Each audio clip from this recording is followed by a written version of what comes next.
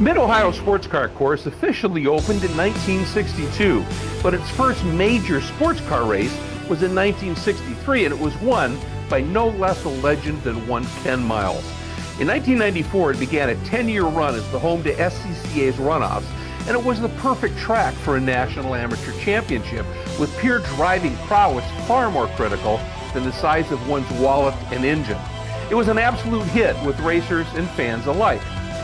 While it has no massive elevation changes, it's loaded with significant ones, and many corners have blind approaches with apexes at the top of a very abrupt rise where the tires can easily break loose. The track also has some bizarre grip characteristics, which only adds to the remarkable technical challenge. Oftentimes, the best racing at those runoffs were classes that featured Mazda Miatas, due to their amazing handling and ability to roll speed through the undulating Ohio countryside. And tonight, the track known simply as Mid-Ohio hosts the start of the middle third of the second 2025 season of the Full Send Sims iRacing Spec MX5 League. Hi everyone, I'm Greg Creamer. Welcome to round 6. Joining me, of course, is Kyle Heyer. And Kyle, in a way, tonight we're kind of stepping back in time. Just a little bit, and this is not only stepping back in time a little bit, but just doing something different. It's going to throw some people off here. In such a season-long championship, you have to be willing to adapt, and this is just simply not a layout of this racetrack that many people have practiced, at least here in the simulator. Maybe you've run in the real world in the SCCA, and maybe you've run it on a track day, but it's not all that common to see it. Why is that? Because nowadays, the layout that skips the chicane is called the quote-unquote pro course. That's what everyone wants to run, Greg, these days, but we're going to kind of roll the clock back a little bit. We'll have a couple extra corners here at Mid-Ohio, and I think that's going to bring a level of unpredictability to this race that maybe we weren't anticipating. I think so too, and you know, it's the most important corner at Mid-Ohio for all of the other wonderful ones is the keyhole, particularly the exit, and having the chicane as you chuck the car into the keyhole out of the chicane, it's easy to get it wrong. I think that's really going to put a little bit more onus on that technical ability to do those quick direction changes, Kyle. Certainly, and this is such a fun racetrack for cars like this. You pointed out in your intro, this is a spectacular racetrack for lightweight rear drive front engine cars, and Camden Hibbett is warming up here, but he'll give us a look at this chicane right here as you enter the keyhole. It's going to be a left flick, and then it just makes that corner a little bit longer now to the right and turns it into a true double apex. You're going to widen out this arc and then tuck in right here, right at the exit, and then throttle back down. It changes the geometry of the corner a little bit because it's effectively making it more corner because you're coming in from a sharper angle. Absolutely, and in a way, if you think about the inner loop and the outer loop at Watkins Glen and just compress that together, it's kind of got that feel to it. You know what I mean? You've got that quick right-left flick, and then right into the keyhole, and it bears some similarities there. Not quite as quick, a little bit more snug, but then again, that just makes it such a technical challenge. Yeah, certainly. So about 25 cars on the grid here tonight. We'll also hopefully have a bit of a cameo from a special guest, Morgan Burkhardt, here in the booth tonight. He is not able to race because he's on location for the Petit Le Mans race weekend at Michelin Raceway Road Atlanta, but he can join us in the booth. So we expect to see him a little bit later tonight, closer to the second race, but we'll have a third voice in here, and he'll give us a unique perspective of Mid-Ohio, I'm sure, as he always does. So looking forward to that. You know, it's interesting, too. You know, let's quickly talk now as we start the second third of the season, essentially. Let's talk points just a little bit. Big gap after only 5 races, 5 events, obviously, with 10 starts total. Morgan has a 22-point lead over Camden Hibbett. Morgan not able to race here. It's going to give Camden an opportunity with drops and everything to close that down. But you look at what's happening behind them, Kyle. We've already got a third of the season gone, and it's a long season. 15 events, 30 races.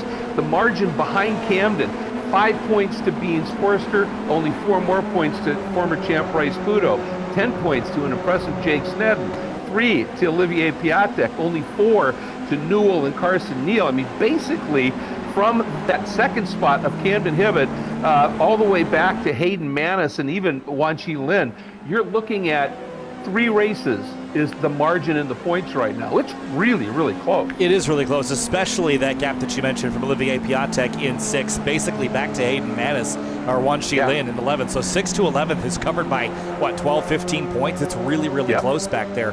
And you mentioned about the third mark of the season. We head to Summit Point next week, then Sebring, then we go to Road Atlanta. And, a couple very different racetracks coming up. Summit Point's a lot tighter and twistier. You kind of go out to Sebring, which is a much bigger racetrack for these cars. Road Atlanta, you've got the draft. That'll be a conversation. Same is true with Homestead Miami. Then we go back to Barber, which is more of a driver's track. And then Dakota West, which is a complete curveball for everybody. So there's just a lot of excitement on this season, and I do think that with how tight things are, maybe the lead is going to be the same 3 or 4 drivers we're familiar with, but that 6th through 11th is really entertaining.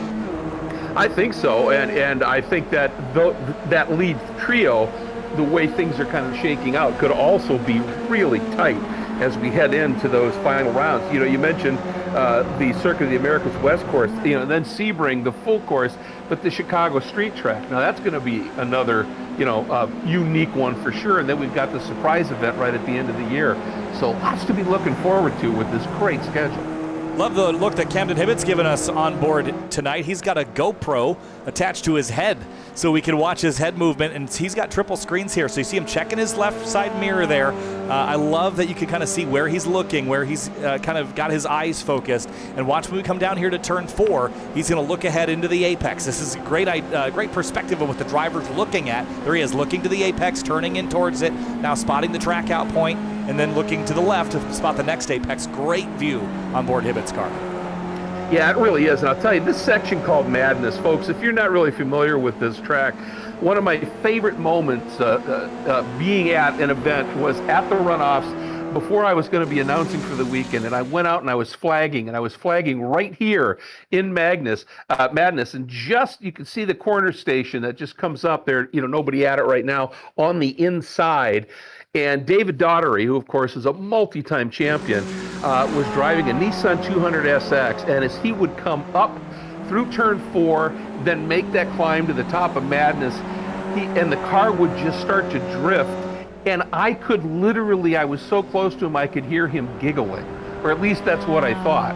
I went and found him afterwards, and I said, "Were you giggling driving up through Madness?" And he went, "Absolutely." He said, "This place is so much fun." And of course, he was a real driver's driver, and they just relished this kind of track. Yeah, it's got so much elevation change that happens in a hurry. It doesn't happen, with huge deltas. It's not like you're going up 300 feet or something, but when it does happen, it's pretty significant. And really, that crest over Madness, that's when cars get light. Even with an MX-5, you're going to feel the car get a little bit light over the top of that hill. And the other thing is it's a compromise because the next turn is turn 6, a right-hander. You can't track all the way out. You kind of have to track out center track. We'll actually see this on board with Rice Pudo here. He's going to not track all the way out driver's right. He's going to stay to the left right here, center track, and then back to the left to set up for 6. Yeah, and that's the interesting thing is, you think about it, turn 7 and turn 9, those are those abrupt rises with apexes right at the point. And it's so easy if you've just got a little bit too much side bite going on. The tires break loose, you can get a big rear snap coming through there. And turn 9's critical because you get out of 9, into the section called Thunder Valley, which is really fast, particularly in these cars, all the way up until the carousel in 12. So you've got to be leaning on these cars, and you're also dealing with the sudden, as you said, not big, but very abrupt, and it just can create havoc. If you turn in too early, say, it's easy to get the back end snapping around on you. Hort Schmidt, again in the shadow car, trying to disappear from everyone's view after trying the bright yellow combination. He has stepped away from his rig here for a couple of minutes. But see just on the left there on his camera shot, that rear view camera that he's got, which I think is super cool. Very cool. I think what he needs to do is just do the car in complete chrome mirror so that everybody thinks they're going to hit themselves. That's the next natural thing to do, isn't it? Evolution. Yeah, I think so. Or just start putting spikes on it or something. I mean, they already have tried to do that here. iRacing has with that hub facing the wrong direction. But it's funny that they still haven't decided to fix that a little bit, huh? I guess it's on the list. I guess more important things, yeah. But 2 minutes left and this here. Is that run I was talking about through Thunder Valley. And make no mistake, this next corner, blind entry, You turn in and hope you're on the right line. And then that's one of my commitment meter corners, as I call them, because if you're not on that exit curve, you're not really fast enough through there, but you go into it you turn in a smidge too early and exceed that exit curve, you're off. And that's what this track has lots of, is blind commitment. Yeah, Deacon Greenfield 7th quick. Now Deacon's season has him 19th right now. Hasn't really been the start he's been looking for. No. Only 2 top 10s, and both of them came at Daytona. And his best qualifying effort was 7th, so he matches that right now. We'll see if he can parlay that to a better result than he's had so far to start the season. And did you see what he just did there, Kyle? He committed too much going in, and as a result, he got really wide in the second part of the chicane. See how wide he was there? Wasn't even near that apex curve on the inside, and that just slows your entry into the keyhole down. See, watch here, commits there, but look at way too fast, and now has to really bind the car up and get it to start to turn. And now you've got all of that energy bound up, and it's easy for the car to snap, and you got to be even more gentle on the throttle. You want to, when you get to that chicane, you really want to go in easy and set up to start the drive out a little bit sooner and get to that second curve. I like that term, bound up, a lot. I think that's a great way to describe sections that link together. Surprise, surprise, new provisional pole sitter, Thomas Belleman, back to the top of the board. It's been a little while since he's actually been around with us a little bit, but kind of... A few times, yeah. Yeah, here and there. Where is he? P9 right now. He's had a couple of bad pieces of luck. And that's what's hurt him. His first race, he entered but never even ran. Second race, he had a couple of pieces of rough luck. But then he has been an absolute front runner, and he's just sort of clicking away at it. And when he kind of outdueled Burkhardt at one of the races recently, that's saying something. I think it was Daytona. Nicholas Rice-Puto might be up in the green this time. It'll be the last driver to take a swing at the pole. It is a 1:39.562. It is not quite better. So Thomas Belleman will be on pole for this one alongside Camden Hibbett, Greg. Yeah, and you can see that layout there. This is just such a driver's challenge, and they absolutely love it. And we're so fortunate, obviously, to be able to have this. Speaking of loving it, we got to give a little bit of love to our sponsors, and certainly Full Send Sims, Court and everything that he and his company do for this league and for so much other stuff. You just can't say enough. Military quality sim building as a tool to improve real-world racing, thus the Practice Makes Podium moniker. Also coming on board, Sabelt, and for over 5 decades, they've been known for quality and innovation because of vigorous research and development, and as a result, they're the only company in the sector with an internal test lab to perform FIA level tests on its products. And so, that says a lot, I think. We also have to say a big thank you to FARA, which is the Florida-based series, the Formula and Automobile Racing Association, most accessible road racing series on a professional level for spectators. And also, just a lot of diversity when you go to one of their events. And just in case you can't make it to an event, they generally stream all of their events as well. And then our 2 from day one sponsors that we love dearly, 3P Logistics and Final Turn Motorsports. Frank Rodriguez for 3P and Rob Greenwood from Final Turn. When Court was talking to them and said, we're going to do this, they said, we want to be a part of it. They are 2 incredible prep shops. You want to go real world racing, one of the 2 of them, and oftentimes they'll work together at big events. Just check them out, because they're going to do you an awfully good solid for sure. And then Wine Country Motorsports, which for a while now has been the racer's resource for helmets, suits, gloves, shoes, seats, harnesses. I mean, over 30 years of that. They're also your one-stop shop now for sim racing gear and Full Send Sims, turnkey and custom simulators. And the thing that really sets them apart is they answer the phone when their internet friends don't, which makes them the best customer service in the market. So big thanks to those great sponsors here. Real short pace lap here, Greg. So we're going to run through the grid just at the bottom of the screen, because we're going to have 2 20-minute races back-to-back, 24 cars on the grid. Thomas Belleman and Camden Hibbett sharing that front row. It's time to go racing in FSS round 6. And cannot wait. Here we go. Onto the front straight. And the cars will queue up here. Pace car is in, and the green flag flies early, and Belleman Has that inside line, but Camden looked like he really timed it beautifully. But I don't know, is he going to be able to make that outside move stick? He's got a little bit of overlap. Bellman giving him just enough room, and that might set Camden up very nicely for the entrance to the chicane. In goes Bellman. Camden says, nope, not going to be able to make that work, and has to check up. But again, Bellman really being respectful there, isn't he? And giving everybody room. Camden might just lead coming out of the keyhole. Wow, way off. Side by side through the keyhole for the first time, and that chicane. That was impressive stuff. They're still door to door. Should have mentioned that we get the green off of turn 13 rather than on the backstretch like you typically would here. That's just a little iRacing quirk. But down into turn 4, they're still side by side for the top spot.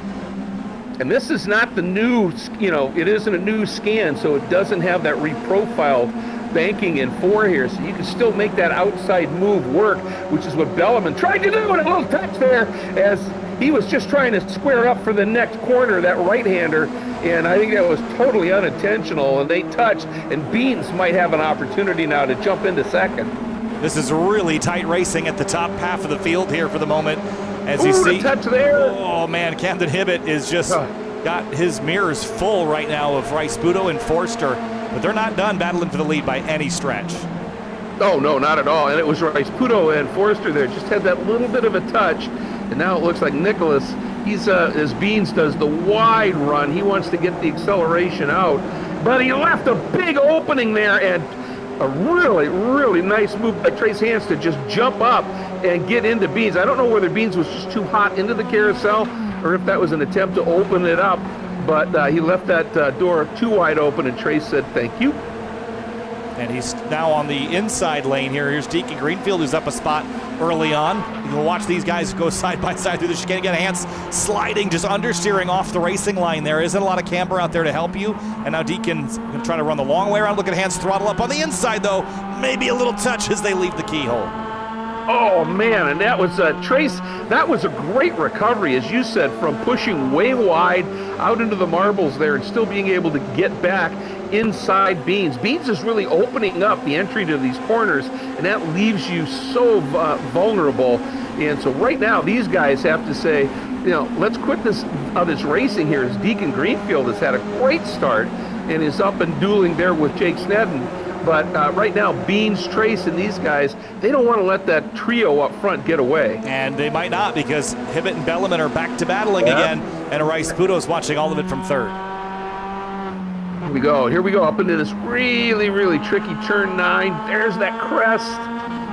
And as I said, so easy to float a little wide there, but everybody doing a nice job. Bellman looked like he had some really good exit speed. And then Rice-Budo thinking about Hibbett and giving him a little help. And as you said, just that fast, Beans right back up and onto the rear deck lid there of Rice-Budo. So great recovery by those guys. One thing I wanted to point out too, Kyle, we've talked about this on occasion, is that Beans is a really good racer, but he seems sometimes to struggle in quali.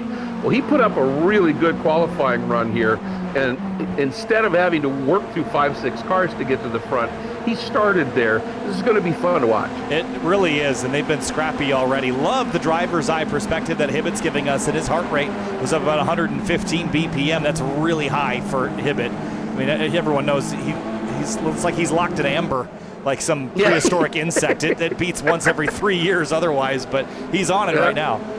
Yeah, he is generally Mr. Chill, that's for sure. But I think he's recognized that with Bellman here, there's another, there might be another sheriff in town, so to speak. And look at that big protection.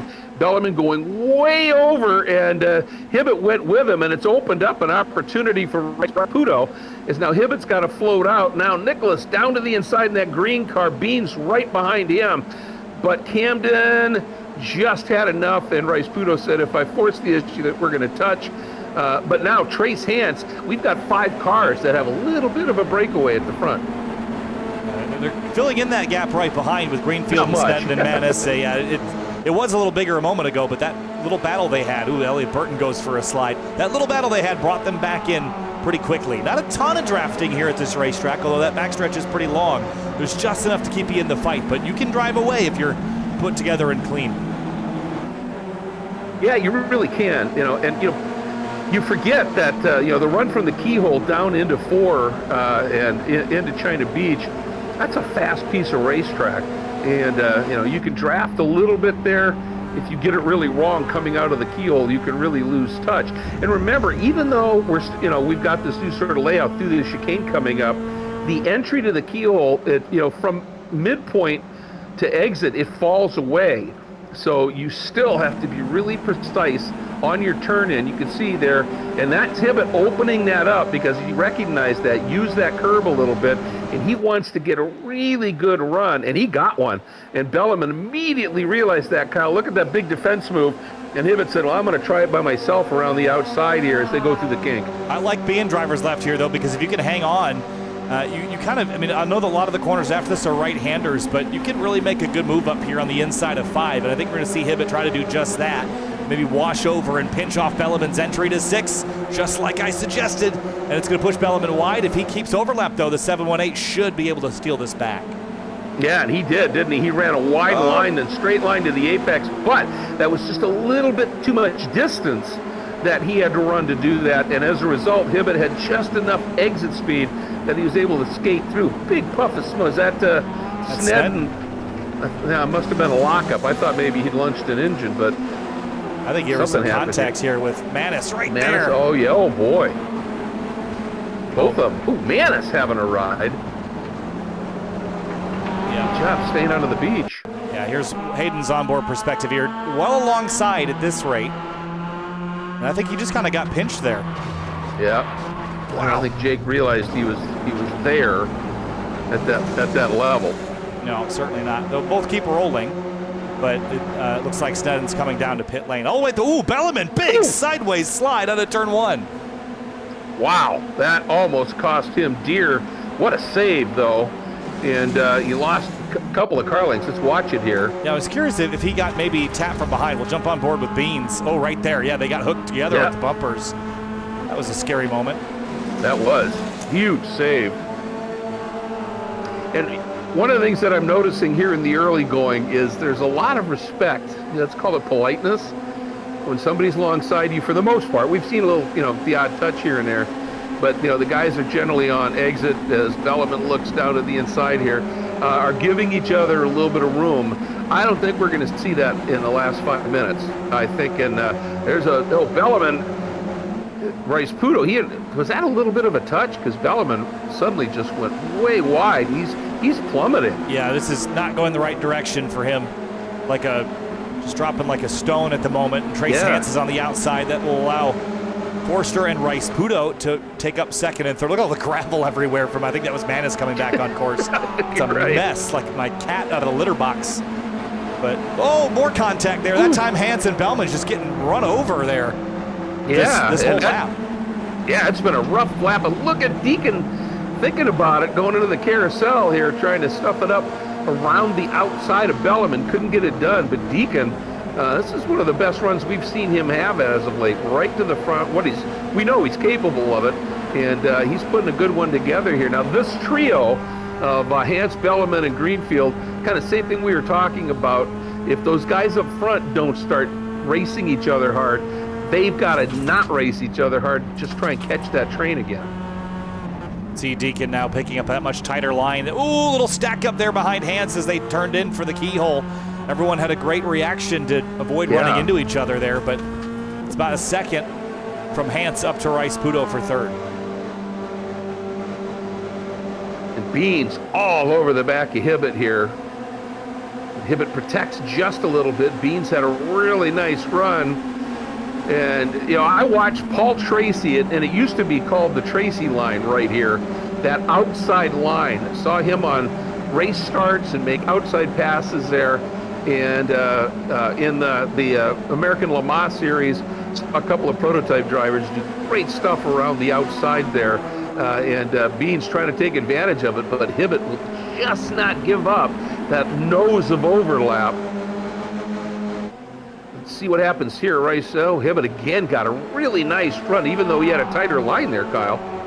Yeah, and Hibbett's doing a great job kind of clinging to the quarter panel here, not allowing Beans to clear him. Finally, Beans pulls ahead of Camden Hibbett, takes the lead away. That was a pass that took half a lap to do. It was. And did you see that little slide from Beans coming through 11 there? That's how hard he was leaning on it, but made it work. And the question is of course, how, when you're sliding the back like that, and we've got just under 10 to go, usually this track, it's so low on grip, it isn't a real tire eater, but he was really slipping that car around there, Beans was, but he got to the front. Great job. Yeah, the air temp and track temp are pretty low relative to what they could be today, so shouldn't worry too much about overheating the tires if you're sliding them just once or twice. If you're beating them up for all 20 minutes, I think by the end they'll get pretty greasy. But so far, so good here. Forster, Hibbett, Rice, Budo, and that little change in position allowed Hans to sort of close this gap, act like that draft bridge back to Belleman and Greenfield. I think you see that slight gap from Greenfield to that bright yellow hood, if you will, of Michael Brock, the number 421, as Beans really sends it. Man, I thought he might just run off the exit on the outside of that corner.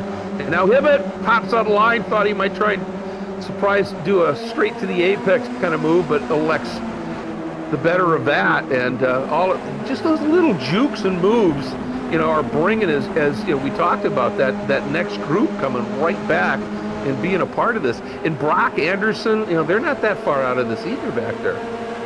No, they're not. You're right. The Brock and Anderson here, 7th and 8th. Good runs for both these drivers. And just behind is Elliot Burton as well. We saw him go pretty wide early on, but he's recovered to 9th, and then Nate Himmelsbach in 10th. Another good run for Himmelsbach. Great to see that. Wozy sitting in the 11th spot. Friedhofer in 12th. Newcomer Vansel Kema continuing to impress there inside the top 15. Fastest turn on the track right here, believe it or not, is turn 1. And it is quick. You get out of it in a hurry. And now here's that run. And Beans has sort of overcharged this a couple of times and been a little wide of that left-hand curb. And this time, nice job. Overslowed it a little bit, got the car rotated, now can drive out hard. But Hibbett, too, getting a solid run. Belleman's laps have been confusing to me because he was on pole, was quickest early on, and once he dropped to 5th, he has still been running a little bit faster than everybody else, but not enough to go up and take any positions as the battle for the lead's back on. So Belleman is still quick, but just unable to get the track position back. Yeah, it's interesting. Like maybe when they had a little, one of those little bits of contact, maybe it knocked the toe out or something, and it's just taken him a little time to figure out a drive around. And now we're starting to see his speed. But we're also coming up on just under 7 minutes to go, and he's got 4 spots he needs to pick up here. And Beans opening up just a little bit of a gap. You see it there, about a car length worth, which doesn't sound like a lot, but it's the most it's been this whole race. Yeah, in this series, that's a chunk, isn't it? A whole Miata length.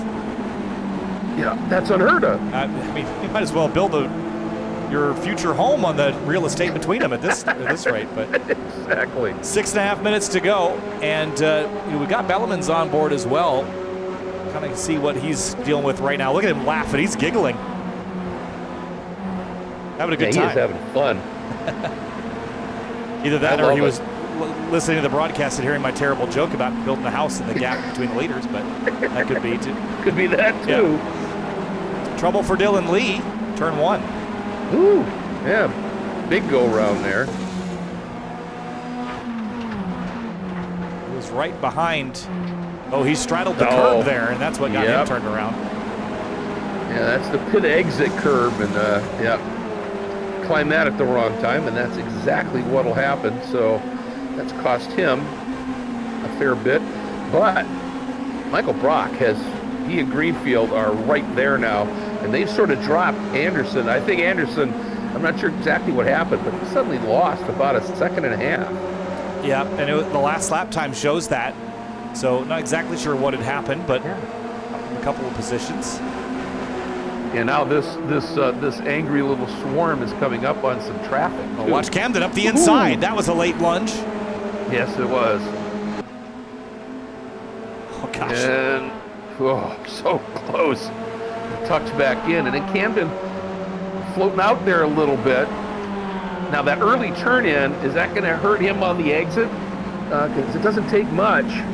And it looks like it did. Looks like it gave Beans that, well, briefly, that car length, but he was able to close it down again.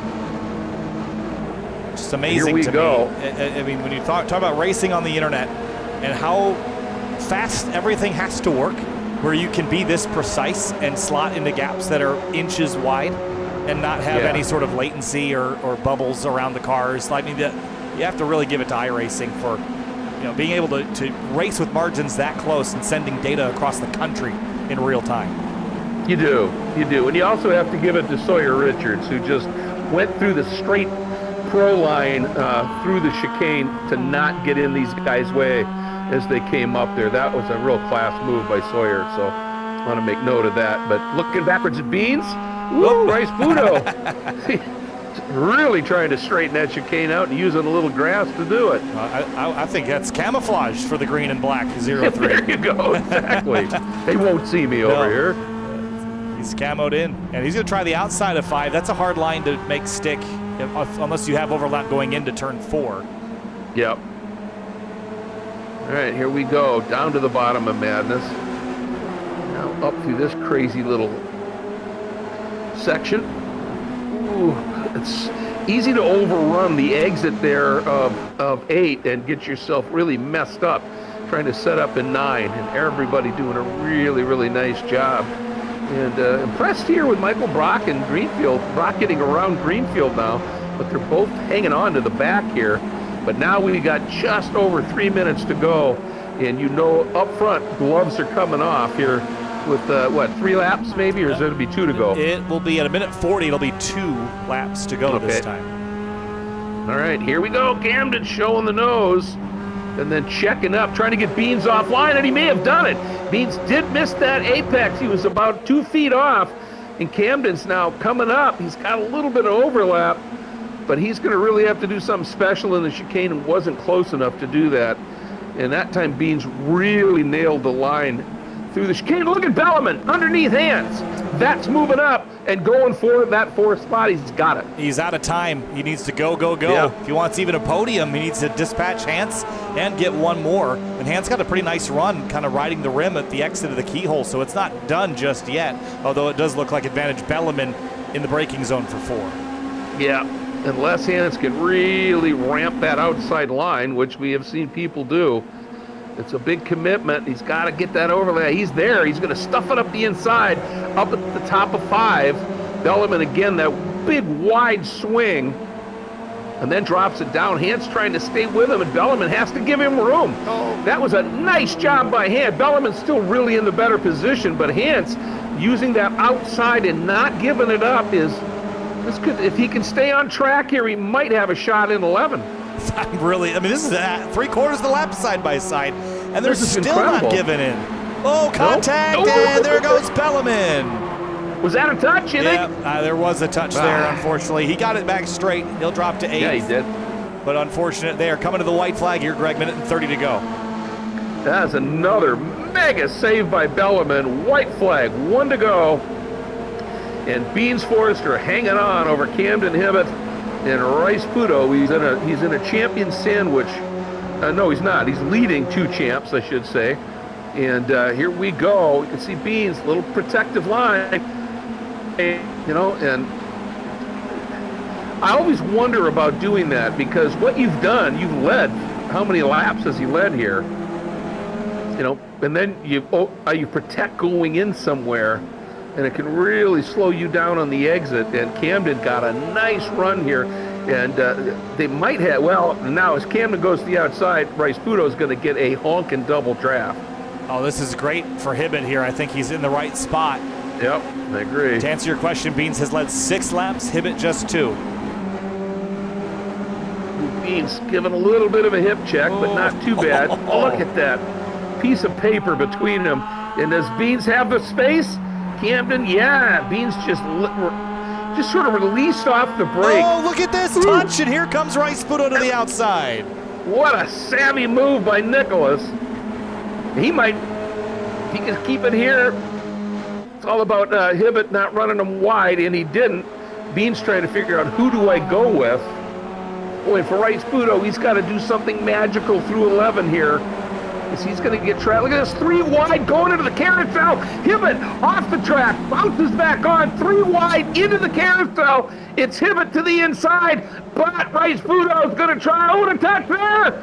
And, ooh, Hibbett, a big slide, but is it going to be Hibbett? Hibbett just. Wow. Holy cow. Have you ever at Mid-Ohio seen a battle like that to the end? I haven't. No. That was cool. Insane. And I thought that little touch, that was so close to Hibbett not getting that win. I mean, the margin is a 10th, but it could have been so much closer or worse. What a race. That was really cool. Let's have a quick look here at the results just before the session ticks on over. Then we'll go back and take a look at it. But holy cow, Hibbett, Rice Fudo, Forster. If you just told me that was the way they'd finish, I don't think we would have guessed the race that we saw in between the green and the checker. Absolutely. That was spectacular. Trace Hance, what a fight he put in with that 4th place. Michael Brock doing a nice job, just continually picking drivers off, ends up with that top 5. Pretty impressive. Yeah, there it is. Session ticks over. There's our results. Let's go back and have a look at that last 30 seconds or so from the race, because that was cool. Again, coming up the backstretch here towards turn 10 and 11, and just watch Beans. He's going to take this sweep to the left here as Rice Fudo and Hibbett get together. Opens the door 3 wide into the carousel. You see Hibbett went wide, came back over the curve. Now they are exactly 3 wide. And right there, right here, just that little touch, and somehow Camden didn't just run off track, he was also able to hang on to it. That was impressive. Yeah, I think, was Rice Fudo, did he have right to be here? Maybe, but I think he probably could have kept his nose in there and turned the 132, but he backed out a little bit. I think that would be a real sketchy call. I don't know that he really had deserved space there, because he just formed that overlap there on the outside. That was really close for me, but it all worked out okay. But it could have been so much worse than it ended up. Oh yeah, well, and I agree with you, because I think the only reason he had that overlap was, watch him here, because he's pretty much off track when he makes that lunge. Right here. I mean, when you're that, half your car is off in the grass. The officials aren't going to look at that real well if you turn a guy out of the lead in particular. Right. So, but sure made it exciting. Wow. That was fun. That was fun. We could do it all over again here in a couple of minutes' time. Did we learn anything? What happened to Bellarmine? He just got used up. Does he have to get the elbows a little bit more out in race 2? I think so. He was being really respectful early, and giving plenty of room between everybody. But sometimes that respect wasn't necessarily returned, and I don't think there was anything intentional there. But they were willing to race him a little closer than he was, seemingly was racing others. So I think he does. I think you're exactly right. It's like, all right, get your game face on here, start squeezing those guys a little bit, because he certainly has the pace. There's no question. Yeah, he's got the pace. I think he's got the racecraft. Just this is one of those racetracks that's a little tighter and a little bit more nuanced. And even the drivers at the front, when they were making those passes, they were leaning on each other a little, but it was that respectful lean. Not the shot out of the way, the hip check. It was just those. We're both going to go off track here just a little bit, so why don't we just kind of lean on each other's shoulders for support? We'll call it. Well, that's actually a great way to put it. Is every once in a while you got a little something where, this could end bad. I could spin into this guy, but if I just lean on him a little bit, it might straighten me out. And so you do tend to play those games, obviously. But once again, you just see how fun this track is. One, just from how fun it is to drive, but also how fun it is to race. Yeah, people argue not a lot of great passing opportunities here. There are enough, and the better part of it is it's just exciting racing. I think how many battles did we see that lasted half a lap, 3/4 of a lap? Yeah, exactly. It just races so well. I've seen this in grid life too, Greg, and I know you have as well. Think back to your first ever call at a grid life event. That was phenomenal racing there. It just plays really well with cars in that 170 to 250 horsepower range. There's something about it that just rocks for that kind of racing. Well, and in particular, when you have cars like this that can roll so much mid-corner speed and handle so well, So you can run those different lines. You know, some other cars, some of those outside lines, they may not work. They may not stick. They may not be able to do that. These cars can. And, you know, again, with, you know, sort of adopting the grid life attitude a little bit about the overlap here, you know, it isn't written into the rules that I'm aware of. But what everybody's doing is if somebody's got that nose up alongside, even if it's just up to your rear wheel, they're letting them have that space. And, you know, like the grid life thing says, when you let somebody alongside you, give them room, the worst thing that can happen is you're going to have an awesome race. You know, and that's what we're seeing here. Or they beat you. Or they could be. Which I think that might be the attitude that some of the drivers take away, especially in the sim racing world. But either way, I get your point for sure. But this is a great racetrack. We're 20 seconds away from gridding up for the second race, which will be set by the finishing position of the first. And for Camden Hibbett, his goal tonight is just to rack up as many points as he can in the absence of Morgan Burkhardt. And I think Nicholas Rice-Budo and Forster sort of have to do the same, and that's why you're seeing them get so aggressive at the front. I think so too, and I think we're going to see that on steroids here in the second race. You know, for the very reason that we're talking about. We've seen Beans now. He had a great qualifying run, finished third, so he's starting right up at the sharp end again. You know, and this is maybe a make or break time for him in a way in the championship. Is he's got to let these guys know he can beat them. You know what I mean? He's run close, and when Camden and Morgan have had moments, Beans has been able to go through and get wins, but this is a chance for him to beat a champion in Camden Hibbett and another one in Rice-Budo, beat him heads up. And I think this is, you know, a big moment, and certainly for Rice-Budo, you know, to go for a second championship, this is a critical race too. Fields on the grid. Have a quick look at the weather. It's sort of same, kind of cloudy and high 70s on the track, and not really much of a breeze either. So weather's very similar. 23 cars on the grid, and Trace Hance and Michael Brock roll off fourth and fifth. That's a very strong starting position for those two drivers. No Camden on the grid just yet. He's only got another 30 seconds or so to get down there, and there he goes. He will be joining us. You'll see him pop in right there. Nice. And yeah, Trace, I mean, he was right there for a lot of that race. That's great to see. Michael Brock was really looking strong. Nice to see Deacon, you know, kind of break out a little bit here in that red car. And that is the livery he will be running when he actually goes SMX racing with that very look there. And just great to see him starting to fight it a little bit. Well, it's a very nice... Now we look... Oh, go ahead. I was going to say, now he looks in his rearview mirror and sees the gray of Bellman back there, so that's not going to be really comfortable. No, it is not. As mentioned, it's a short pace lap. It feels like it's like a 15th of the length of the pace laps we had at Road America, Greg, but take it away. Race 2. Here we go. All right, Camden Hibbett on the pole, Rice-Budo alongside, and then that second row of Forster and Hance. Who knows? And we are green, and it is all decided by the pole sitter. And did Nicholas Rice-Budo time that to perfection and see if he can squeeze Hibbett here? And Hibbett really up on that curb, and it paid off for him because it gave him a little bit shorter run around, and he was able to look at the jump he actually got on these guys. And now Forster going to dive down to the inside of Rice-Budo. Rice-Budo rolled a little bit too much speed. Now he's really got to hit the brake because he got wide through the chicane, and but unfortunately for Forster, not a lot he could do about it. Just that quick half-second gap for Hibbett. Oh no, Michael Brock, problem at the back. Yeah, so his shifter must have come undone. I heard him revving the engine, but was stuck there. I've had that happen before, where you load into the sim and you're ready to go, you turn the engine on, and then bam, no shifts. So I've been there. Ooh, late move by Hayden coming from way back. I thought that could be ugly, and he did a really nice job as we hop on board with Carson Neal.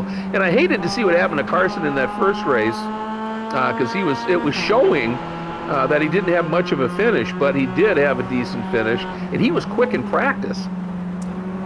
It's showing Carson Neal started, check up here, leaving turn 9. Started 22nd, he scored 9th. Yeah, impressive run. And there was something going on at the back of the field here, too. Elliot Burton says Spolman. Spolman. Let's see what happened back here. Oh, boy. Ooh, big hit. Yeah, how do these two get latched together is my question. They were behind Kema, and they just got tangled. Yep. Oh, Front to rear. Spolman's just getting into the back of Elliott. That's a tough break. Oh. And I saw another of our front runners back there a bit too. Snedden. There is, looks like, Weevil. it's not, but I'm going to trigger the button for it. Looks like they've sort of done a self-organized full course yellow. I'm not exactly sure why, but That's interesting. I don't have radio comms to know exactly what's going on right now, but all right, this is unprecedented. we'll roll with it, full course yellow, I suppose. First time I can recall, since we've been doing this, having an official full course yellow. Are they trying to get somebody back in position, or I don't know, because Hayden laying back there quite a bit. I'm not exactly sure. I mean, for Spolman and Brock, whatever reset this is isn't going to help them because they were already tangled up. But yeah, Hayden is just falling to the back. If you look at the back race, he's just letting cars stream by him here. Well, now Dylan Lee moves out of the way. I think we've just got a couple of cars maybe out of position. They're trying to sort that out. I wonder if it's because of the stall for Michael Brock, if they had filled gaps on the start that they weren't supposed to fill. Oh, that could be. Yeah, good call. So I think all will be answered at some point, but for now, under full course yellow here with 16 minutes to go. This is going to change the trajectory of this race a little bit for Rice, Budo, and Forster. They'll get another chance to beat Hibbett here on a restart. Probably will be single file. I would think, but the problem is the clock's ticking away on time for the guys that are third, fourth, fifth, sixth, like a Bellman, to work his way up and get through these guys. So that's an interesting little development here, I think. I imagine it will be going green next time by. Now, there is a mechanism for triggering a full course yellow, but having done that and having experience with that mechanism in the past with the actual safety car, it can make a real mess of things. So they've elected just to go the manual route. And there is a ton of gravel over there, too. I was just going to mention that as well. And that's what happens when you overshoot 8. You come out of 8 a little hot, and then you get wide, and it's easy to pull that gravel on as you, sort of creating a burn or a cushion almost going into 9. And then the next guy that overshoots 8, they're just off. So, all right, well, let's see. Here comes Seth.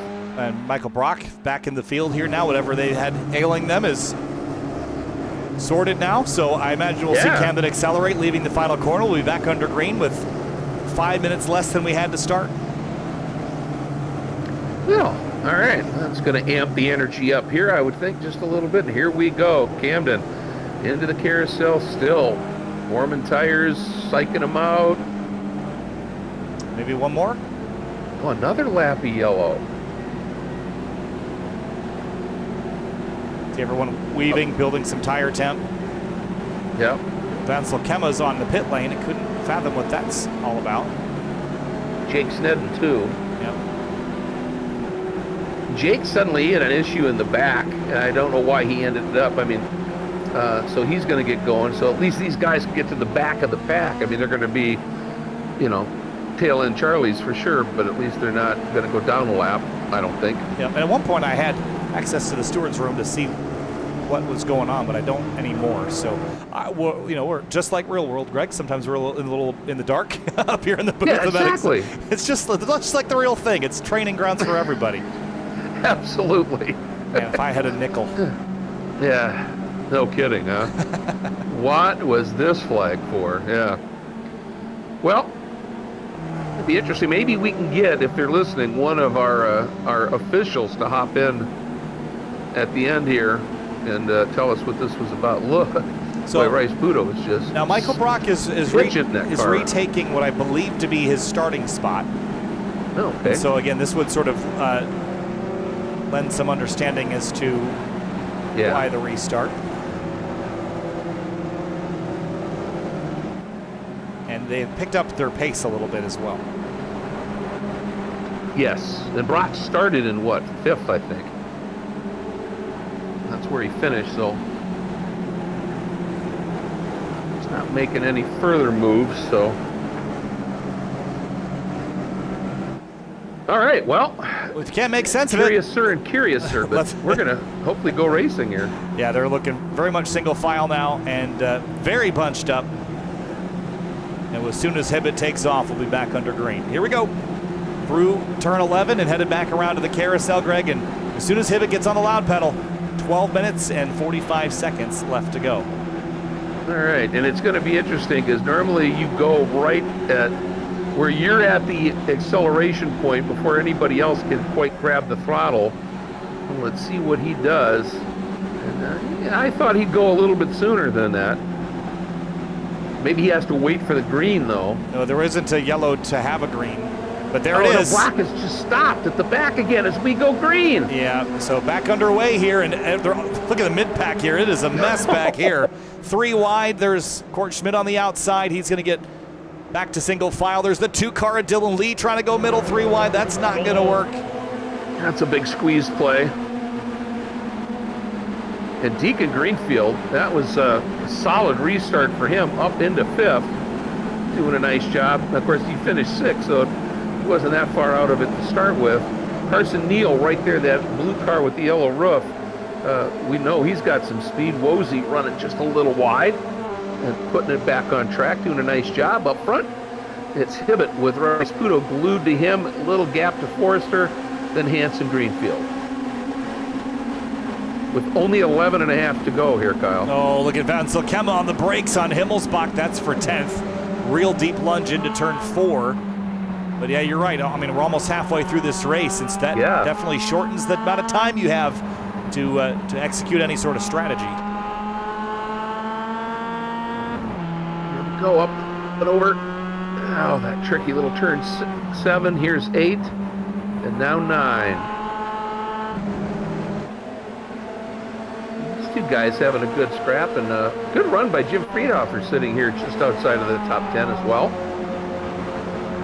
This front 3, this energy is about to come way up. Again, Thomas Belleman, this will be kind of a missed opportunity tonight if he can't claw his way back to at least a podium with how much pace he had early on. Still trapped P6.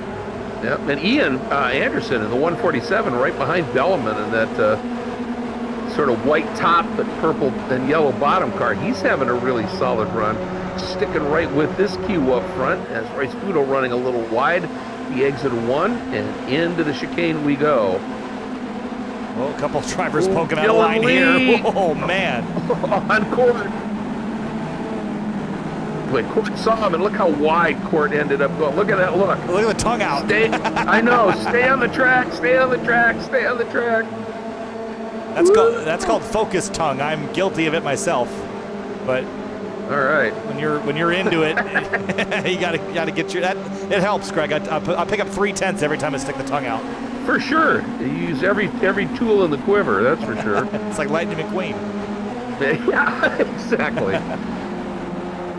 Oh, did you see Rasputo there open the angle up at the top of Madness, trying to get a run down through here to really get to the back of Hibbett and see if he could do something. Just get Hibbett a little offline and try and get that little smidge of overlap. And Hibbett not giving him any of that right now. Ooh, we might there. Floated wide. Rasputo just straightens that wheel out. Now he's got position, and he's got the nose ahead. If he could pin Hibbett here, oh, he was just, I think, a little bit too overcautious there. Let's see what he could do now. Beans, of course, going to try and force his way alongside. These guys are still side by side. Here comes a push. Says, all right, let's do it. Oh, this is going to be fascinating. Side by side. 2 rows, just like a rolling start, rolling start here, and they make it through. And now this is where we're going to see what is the best way to approach this chicane. And Hibbett, I think you can see there Rasputo, just in case Hibbett was there, gave him a little bit of room, but Rasputo had the quicker line. And Beans now is going to get a nice drive out, slides across. Couldn't quite clear him. He could have closed that. I think that was a little bit nice for Beans there. That's what I'm talking about. You know, you got to show these guys you can beat him. And, ooh, 3 abreast into 4.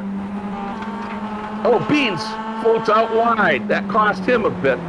Oh, contact more. Yeah.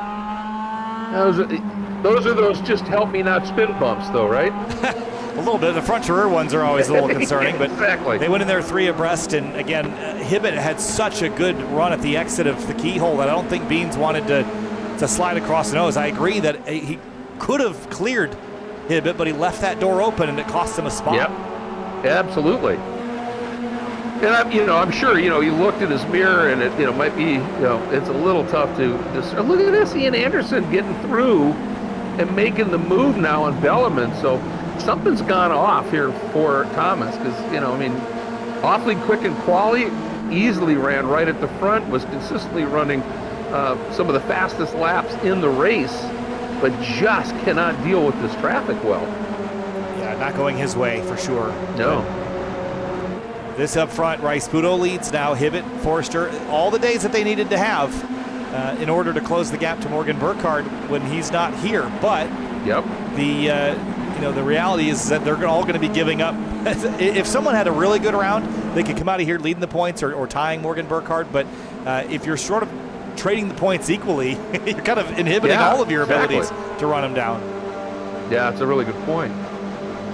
Trace just hanging in there with Greenfield.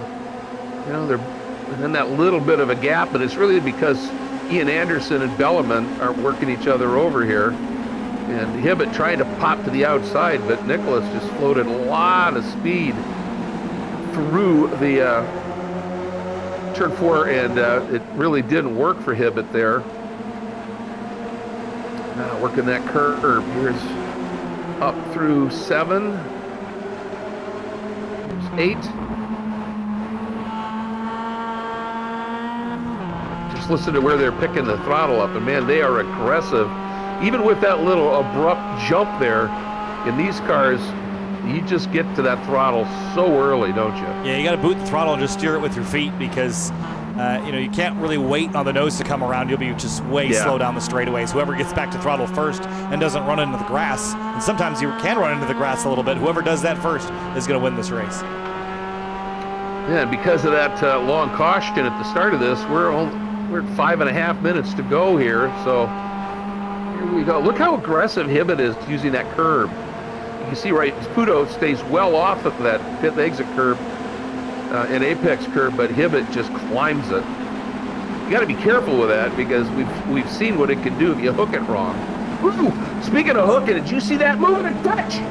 Man, that was close. Hibbett hooked that curb trying to get that car to bite underneath Rice Pudo right as Nicholas was closing the door, and they touched. Great save by Nicholas. I think a nice piece of driving by Hibbett to not jump him. Yeah, they did have a little bit of contact, but it just, all it did is it killed all their runs onto the backstretch. They're going to fan out now on the run to turn 4. 3 wide for second. Hans on the outside, little touch between Hibbett and Beans. Now they're going to do door-to-door through 4 and 5. You bet they are. And Hibbett working now the outside up and over the top here. Ooh, he gets out wide, hangs onto it, and Beans, I think there was a little touch, and Beans just said, okay, I'm going to tuck back in again, because you could see Hans was all over him. And then Greenfield, and now all of this little bit of argy-bargy suddenly has Anderson. Ooh! Boy, I'll tell you, Deacon has got some cat-like reflexes, doesn't he? That was a great save. That was full opposite lock right there. It was. And, he did that to not hit the guy. And there's Anderson right in front of Bellarmine. I mean, right now, the top 10 all the way back to Himmelsbach covered by less than 3 seconds. Yeah, it's really close, and this should be 3 laps to go this time, so start counting them down. 4 minutes left in this race. Okay, here we go through this tricky turn 1. That time, ooh, Nicholas just nicking that curb a little bit.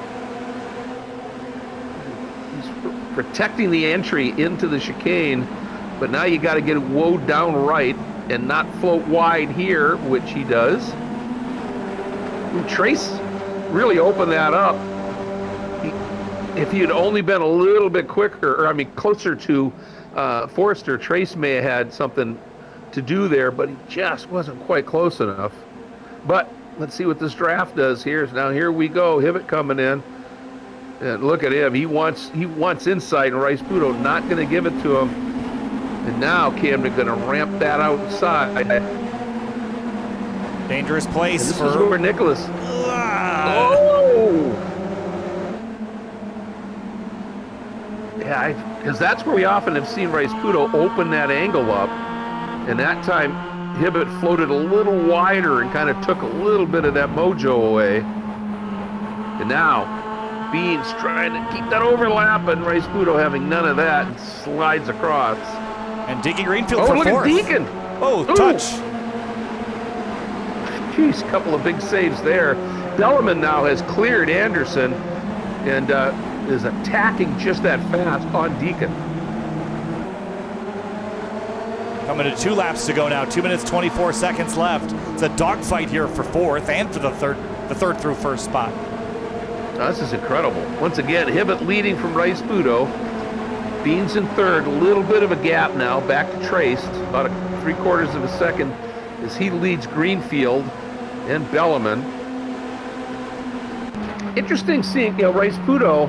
I thought that maybe was a protective line that he uses into the chicane, but he uses it every time, whether he's got somebody right behind him or whether he's attacking. He just turns in early, but makes it work. Now, Beans he's got that car length between himself and Rice Pudo, and that might really help him because if he does get a tow, he doesn't have to abort it because he got up on the back of these guys too fast.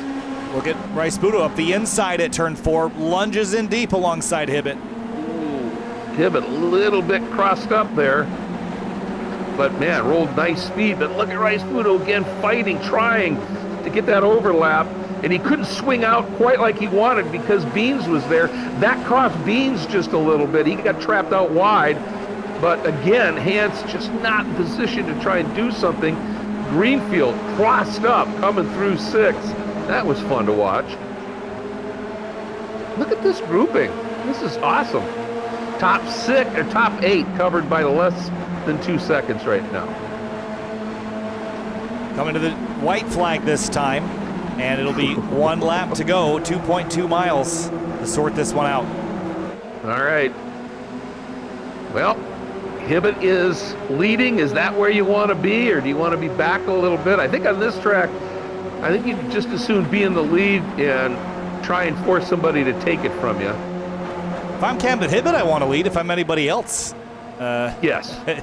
I'm not sure. I love that spot. I want to be on the attack. Look how close Rice Pudo is to the rear deck. It just, almost gets up underneath him here. Little touch. They did touch. That's going to get Rice Pudo, get him down to the inside. They're side by side coming out.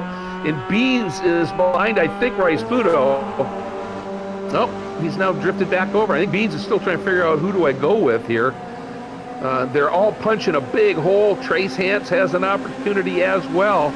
You're going to see him 3 wide, not this time, going into 4. Oh, big commitment from Rice Pudo. Touch there. Yep. Ooh, got him. That's a great job by Camden.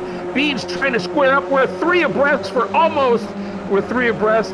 And look at Beans trying to get up and around the outside of touch. And that's going to force him a little bit wide. Somehow he kind of stayed in it. And did Trace and Rice Pudo just have a little nudge as well? This is getting serious here, folks. Full contact sport back here for second. Absolutely. And all of that is just helping Camden Hibbett, who's looking in his mirrors going, yeah, go get him. Hance offline there. He's going to give up that spot. Greenfield Belleman fighting for 5th. But Camden Hibbett is going to hold him off again, Greg. Yeah, he's got this one. You're not going to see him make a big mistake down here. It's going to be Camden, and then it'll be Rice Pudo again with Forrester sitting in that 3rd spot and Trace in that 4th spot again. The top 6 actually identical to what we had at the end of the last race. So Jake Snedden got himself a little bit of an issue there as he hustles his way down into the pits, but well, I'll tell you, in Morgan's absence, Camden doing what he wanted to do, didn't he? Pretty much exactly what he needed to do. And think about the first 5th or 3rd of the season, Kyle, in terms of the results that Morgan had versus the results Camden had. Camden had a few more sketchy finishes. This is huge for him.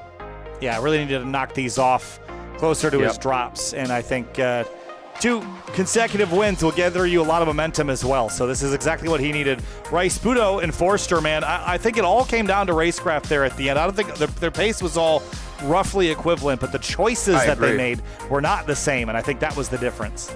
I think so. You know, they had a couple of little bits of contact that just slowed them both up, and when they decided to fight is when, you know, probably the wrong time, as Camden was able to scoot away. Trace Hansen, another great top 5. Deacon, completing the top 5 again. Belleman, just kind of mysteriously just trapped in 6th. Then Elliott Burton, Ian Anderson, Elliott, nice fight back up into that position. And we take a look here at the 11th through the 20th spots. Yeah, Hayden Manis, P11. I think he had a bit more pace than that tonight. Seth Spolman, probably the big winner off of the restart, because they actually came to pit lane and got a reset after they had a lap 1 crash. So big benefit there. Didn't waste that opportunity to restart. No, great job for him. Another good fight back for Carson Neal to get back up into things here. And I see Jim Friedhofer up in that top 15. Sawyer Richards, Arif Aziz, Court Schmidt, Kerry Anderson, Andrew Wozencroft, and Jake Snedden, your top 20. And the last couple of drivers, Wayne Buttermore, we didn't really talk a lot about tonight. Michael Brock, that race was down, up, and then down again, unfortunately. Dylan Lee out of this race, so is Les Chachik in the number 47. But a lot of interesting battles tonight. But again, I think 3 of our persistent championship frontrunners just taking the show again. Yeah, I mean, and again, absolutely crucial for Camden here with his rough start. Nicholas Rice Pudo and being still in this, and seconds and thirds are great, but when Camden is sweeping, that just continues to make that chase of a second championship for Nicholas and a first one for Beans just a little bit tougher. Well, let's chat with Beans. Third tonight for Beans Forster, right up in the mix all night long, but P3 in both races. Beans, what'd you need to get up on top tonight with that fierce battle with Nicholas and Camden? That was wild. Yeah, that first race there was just so much going on, and part of sometimes in these races you gotta spot the nuances, the very tiny details, and so I thought I was going to be able to kind of sweep around them a little bit, but going into the carousel at the last lap in the first race, but everyone kept it on track, and we just kind of fanned out. But it was tough. I like at the end of the straight going into China Beach, that outside move sets you up on the inside for the next turn, and as long as you kind of keep them tight to the apex, it slows them down a good bit. And then in the second race, with the start, there was a car that was just dead on the grid, and so we tried to throw a yellow, but I didn't have any of the commands mapped to throw a yellow flag, so we kind of did it manually, and allowed those drivers that were stuck in that left lane to kind of get around and catch up, and if something happened on that first lap, let people get prepared. So 20-minute race into a 15-minute race, but it was fun. Well, thanks for that explanation, because we were, wondering about it. We figured pretty quickly that it was trying to get people back in their correct position, but we weren't sure what the cause was. So, and it was the right thing to do, obviously, the fair thing to do. I got to ask you, Beans, in that second race, at one point, and I think it was coming out of the carousel, coming out of the keyhole, looked like you had a move made that would have given you second on Nicholas. And I mean, you were pretty much clear on him, and you still left that open just a little bit, and he was able to accelerate and come up on you. And during the call, I said, I'd have shut that door because it was that close. Is it tough, with the monitors looking to kind of get that little bit of nuance of, if I move, am I going to hit him, kind of a thing? Yeah, so that's a big thing is, I want to make sure that I'm completely clear. And so I was checking my mirrors, and I have a spotter, but I don't rely on him 100% because he's just a computer spotter. So I want to make sure that I'm completely clear, because if I'm not and I turn over and I hook myself, then that's on me. And even so, going into coming out of the keyhole and going into China Beach, I like the outside. I like the left side anyway. So if they got to run, and I kind of just give them the inside because I feel confident enough to be able to hold the left and then hold it around the next corner and keep my spot. Makes sense. That makes sense. And the other thing that was great to see tonight, we've talked in the past about, you're a great racer, but sometimes you just don't quite feel it in quali, and you put in a really good qualifying run. And I mean, you were scrapping for the win in both of these. That was great. Well done. Thank you. Yeah, Mid-Ohio, I don't know what it is. Maybe I can get some feedback from you on it, but it's one of my strongest tracks, probably if not my strongest track that I am. And I don't know why. I don't know where it is, or whether it's just the finesse you need on the very light the brakes kind of at the top of all these little crests. But I can't pinpoint why I am so strong here. And it's fun. I always liked Ohio too. Well, if I were you, I'd just say, hey, it's a driver's track, baby, and I'm a driver. And you do always run well here, so I think there's some truth in that, my friend. Well done. Thanks, guys. Thanks, Beans. You bet. Thanks, Cal.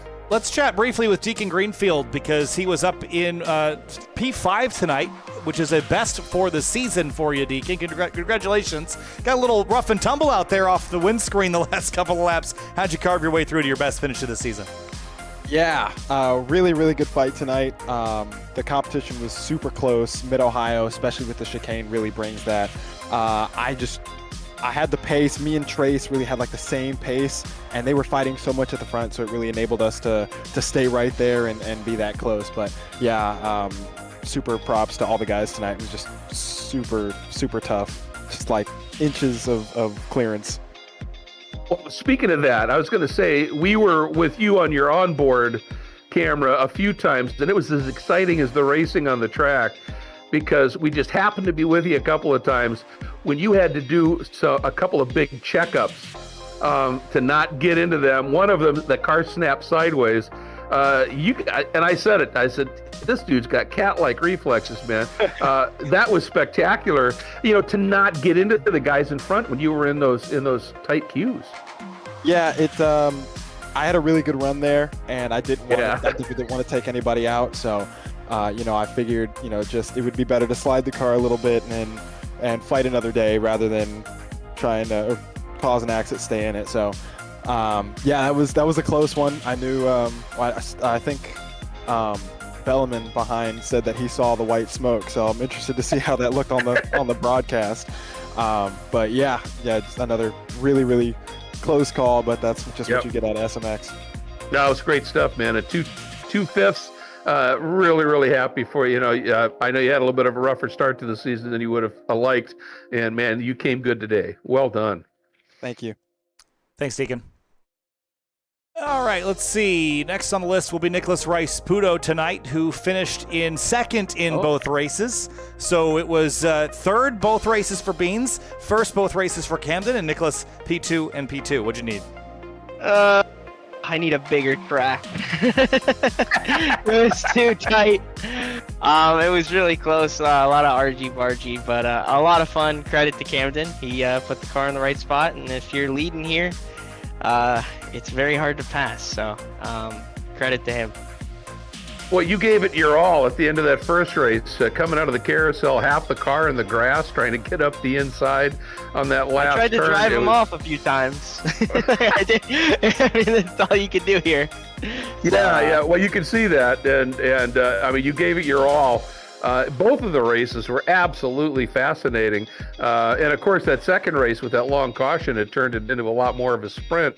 Was that a problem for you, or did you need a little bit more time, maybe? No? I mean, I think if we had more time and no pressure from behind, I could have gotten him, no problem. But that restart kind of stacked us back up, because we had like almost a 2-second gap to the car behind before the restart. So maybe it would have ended differently, but it is what it is. We'll just keep it rolling. I'm happy with 2 P2s. My season's been a little stop and go, but pretty good. And the racing was absolutely spectacular, with you guys up in the front. And I mean, we had in both races at late in the second race, we had the top 8 covered by 2.9 seconds. I mean, it was, 1.9 seconds. Incredibly fun stuff. Well done. Thank you, guys. I'm excited to watch this one. You're going to like it. Thanks, Nicholas. See you guys. And last but certainly not least, it's Camden Hibbett, who won both races tonight. And this was a pretty critical weekend for you, or round for you, with Morgan Burkhardt gone just to collect some points. Your heart rate is still at over 100, so it must have been exciting. Yeah. Tonight was an event, that's for sure. I did not see Mid-Ohio racing that way, to be honest with you. Definitely surprised me a little bit. I had a lot of confidence coming into here just because this is my home track. I have more laps here than anywhere else in the world. So, I was very happy. Like I went out by myself in qualifying because I knew I was comfortable enough to potentially go pole solo. I ended up P2 by a couple hundredths or something. But like I knew I was good enough to kind of control the race, right? I've drove enough races here to kind of understand the racecraft and understand where people are going to make mistakes, where people are going to make moves. So that definitely played into my advantage tonight. But yeah, I did not see any of the racing tonight going the way it did, to be honest with you. I was honestly shocked. I thought it was going to be kind of like a single file train until the final lap, and then you're going to have one person go for it into China Beach, and then they would not get it, and that would be the end of the race, to be honest with you. So I was very pleased to see the amount of racing and the amount of epic battles. I mean, the end of race 1 was ridiculous. So really fun racing tonight. Yeah, epic is a great way to describe it, for sure. I mean, 3 abreast into the carousel. I mean, seriously, that was just insane. And that little touch, great save, by the way, coming out of the last turn, and keeping it going forward to grab that win. But you're right. I mean, and it wasn't just with you guys up front. I mean, we were able to catch things in the back of the field, and it was equally intense. And just fun to watch, fun to call. Had to be a blast to be a part of it. It was really fun. It was stressful though. I am curious to see kind of where my heart rate was because 130. 130. There you go. That's probably as high as it's been for a while. It was very. This track's physically demanding in real life, but you obviously don't get that as much in the sim. But because of how mentally demanding this track is, just with the racing, like it was hard tonight. I'm sweating. Like it was a very challenging race trying to figure out where you wanted to be. There were definitely some instances where I was trying to pull a Morgan and park the field up a little bit and get people racing.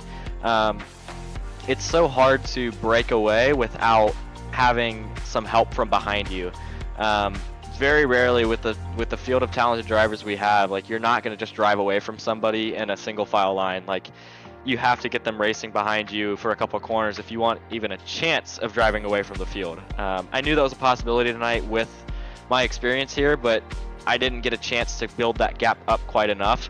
So once I realized that, I was like, all right, I'm just going to put the field kind of where I want it. I'm going to try and stay in the top 2 as much as I can, and then coming into the final lap, I want to be leading, right? I don't know if I ended up there, but I had a good feeling on where I was and good idea of kind of what I wanted to do, which honestly is a good change for me. I haven't had that mindset and that kind of recognition of like I'm in a good spot and like I know what I'm doing here.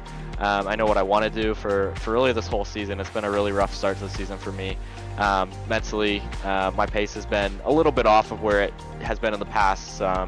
Just all in all, it's been a rough start to the season. So this was a very good turnaround for me mentally, to be able to come out and really feel almost in charge of the race. You never can control the race by one car, but you can definitely have a very large influence on the race from your one car. So definitely had that feeling back, and glad to glad to feel back, if that makes sense. I'm ready to. Sure. I definitely feel back to where I was towards the end of last season. Well, it sounds like Mid-Ohio was good medicine for you, and sometimes it's that coming home. One thing I was enjoying was watching the turn one, the apex curb and the pit out curb, and also the keyhole. It looked like you were hooking that curb a couple of times to try and get that front, the back to rotate and get out. Fun to watch that, and that's when you talking about more laps here than anywhere else. It leads me to ask you though, how many laps have you driven here with the chicane? Because it's just not used much. Yeah, so I don't have a ton of laps with the chicane on the sim, but most of SCCA Super Tour goes, whenever we go to Mid-Ohio, it's the chicane. When we run the real SMX cars, the majority of the times we end up testing in real life, it's on the chicane just because that's what the club course uses. Or that's what the Mid-Ohio organization uses that put on those test days. So we live 40 minutes from the track, so we go a couple times a year just on a Thursday night and go tests for the evening.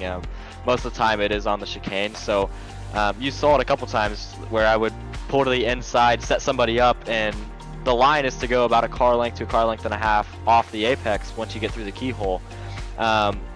Just because of how many races I've done here in Spec Miata and Spec MX-5, running the chicane, I knew like at some point somebody's gonna go wide, and you can just put your car on the inside, you take away their late apex, and then that's like their whole corner's gone, right? You can stay side by side with them down the backstretch. So it's little things like that that you learn and can adjust. And like you said, turn one, I think that's a little bit different than real life. In real life, you don't want to touch that curb at all. Touching the curb in the sim is kind of a strictly sim thing.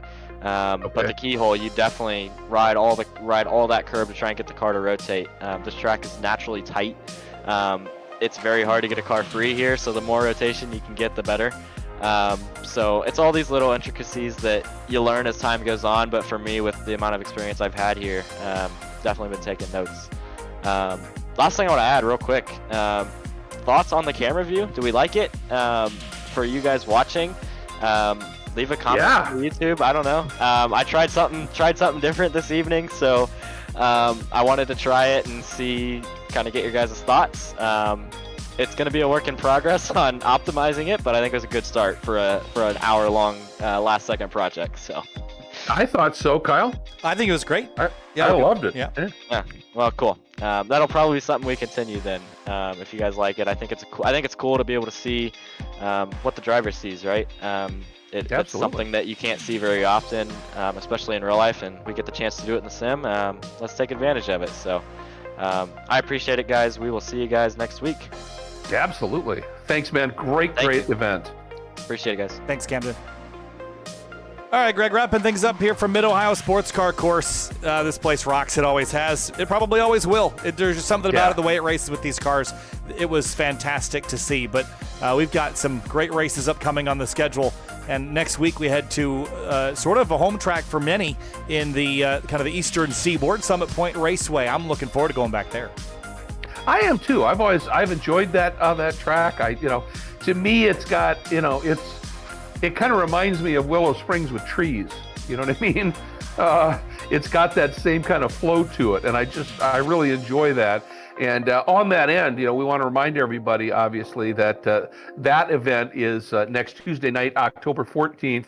So keep in mind, this Thursday, in 2 days, there is going to be a group practice session at Summit Point here you can sign up for and run. So take advantage of that opportunity.